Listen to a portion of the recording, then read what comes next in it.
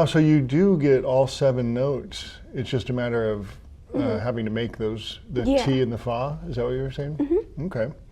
Now, when it comes to playing a scale, does that sort of thing exist on this instrument? I mean, like when I think of a scale, I'm thinking of the full 7 notes or the octave. Are you playing, do you just go through the, is it 5 notes then on this? Well, for scale, it's just like we have to include the bending. Can you, maybe you can play a scale for me, so check that out. This range is called the middle octave. So.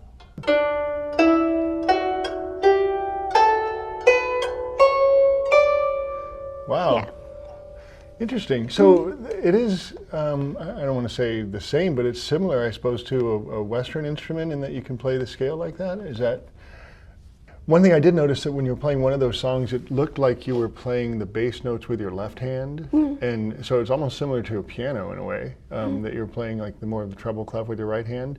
Is there, do you have sheet music that you use that is similar to, I want to call it normal sheet music, but like the piano sheet music, or is it? I've seen other music that looks completely different, like it has numbers or stuff on it. Yeah, like, it's numbers. Okay. Yeah.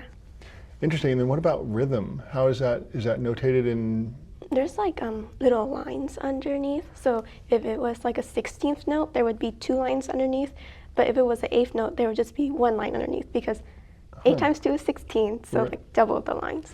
Interesting. So it's a little bit different visual when it comes to the rhythmic notation. And then when it comes to the pitch, it's just the numbers that you were saying?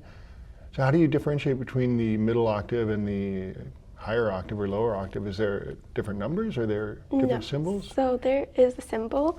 There's like dots under or below the numbers. So if I'm talking, if I'm reading music from the middle range, there would be no dots under the numbers or above the numbers. But this part gets a little confusing. So if we're playing in the higher octave, the numbers wouldn't be at the bottom. You would think it would be at the bottom because it's like down here, but the numbers with the dots on top are actually the higher notes.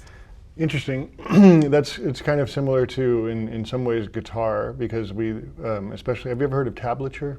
No. It's okay. It's kind of a, I don't want to call it a cheater's way, but it's an easier way to learn guitar notation, but it's kind of flipped upside down in a way, so it's like, it can get confusing. It sounds like it's, anyway, similarly confusing. Once you understand it, I suppose it makes sense.